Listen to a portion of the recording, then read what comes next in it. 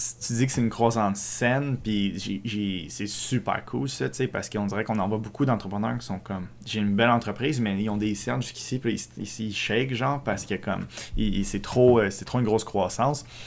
Dans un article du Journal de Québec, tu avais mentionné que vous avez fait environ 7 millions, je pense, en 2020, je crois, puis... 2021, ouais. OK, 2021, puis vous prédictez ou vous avez prédit plutôt, un chiffre d'affaires de 10 millions. Tu sais, c'est quand même un gros gap, tu sais, puis est-ce que pour toi, ça, c'est encore une croissance saine, ça faisait du sens, ou tu as eu un petit stress de comme, OK, ouais, là, on va vendre vraiment plus?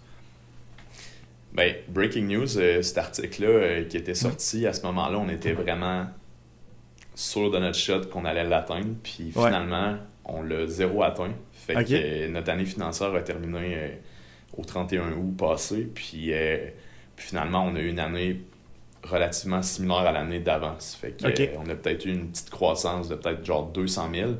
Puis c'est dû à quoi ça? Ben, c'est dû à un retour à la réalité post-COVID.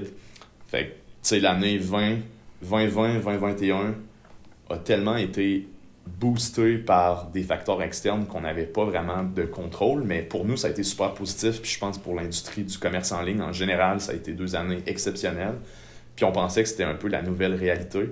Fait que nous, on a basé nos projections financières de l'année qu'on vient de terminer à justement du 10 millions, parce qu'on se dit, OK, mois par mois, on était capable d'aller chercher une croissance de, je sais pas, 20% certains mois, 30% d'autres. Ouais.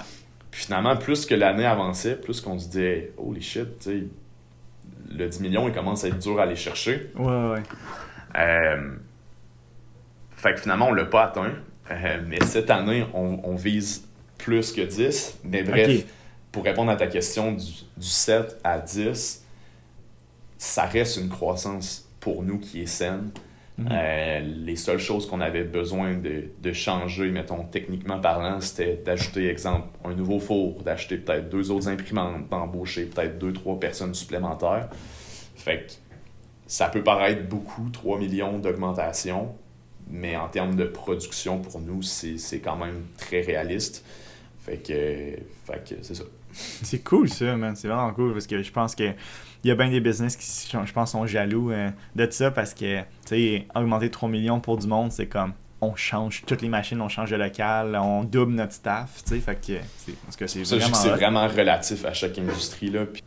On parle beaucoup de chiffres, puis de côté technique de la chose, puis tout, mais je veux aussi savoir, tu sais, je l'ai laissé un peu slip, mais là, je reviens à ça. Tu disais que dans un article quand même du Journal de Québec, tu avais dit quelque chose. Ben, vous aviez dit quelque chose, puis c'est pas arrivé.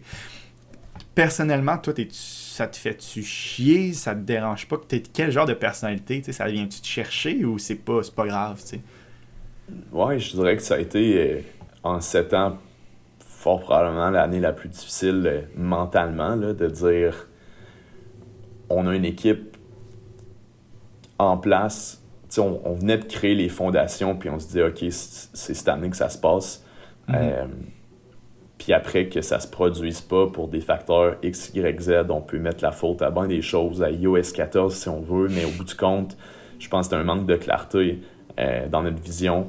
Puis c'est aussi peut-être un positionnement de la marque qui nécessitait d'être modifié au fil du temps, mais oui... on est 2 partners chez Case.me, puis on est rendu avec une équipe d'à peu près 26 personnes à temps plein. Puis moi, je suis un peu le visionnaire, le gars qui a le couteau entre les dents, puis qui veut défoncer les objectifs. Fait que oui, ça a été quand même très tough mentalement de dire, crème, on n'atteindra pas ce qu'on s'était dit qu'on allait faire. Mais en même temps, ça a été le plus beau cadeau d'avoir cette réalisation-là à ce moment-là précis, de se dire, OK, pourquoi, là, tu sais, qu'est-ce qui a fait que tu t'es pas rendu? C'est-tu parce que l'objectif qu'on s'était fixé était irréaliste? C'est-tu parce qu'on connaissait mal nos chiffres? C'est parce qu'on a mal positionné Case.me dans des différents autres marchés? T'sais, on vend au Canada anglais, partout au Canada, on vend aux États-Unis. Fait que de prendre un pas de recul puis de comprendre les échecs, ça a été tellement positif pour nous autres. Ça a été aussi une année qu'on s'est vraiment mis la tête dans les chiffres pour mieux comprendre justement un peu des statistiques que je te disais tout à l'heure, puis de dire, OK, si on va avoir une croissance soutenu dans les prochaines années. Faut qu'on maîtrise ça. On peut pas être dépendant d'un Facebook qui change son algorithme puis dire à cause de ça, on n'atteint pas. Faut que tu aies d'autres armes derrière toi. Fait que oui, ça a été tough, mais après ça, tu sais, là, ça fait déjà quelques mois qu'on sait qu'on n'allait pas l'atteindre. Puis on a juste comme switché notre mindset, puis on s'est dit, OK, comme là, c'est le temps qu'on passe à autre chose, puis qu'on bâtisse des meilleures fondations pour le reste. On a internalisé toute la publicité numérique. On est rendu avec 2 personnes à temps plein qui font juste ça. Le prochain move pour nous, ça serait potentiellement d'avoir un développeur à l'interne pour pouvoir optimiser le site web. Fait que une couple de choses comme ça, mais bref, voilà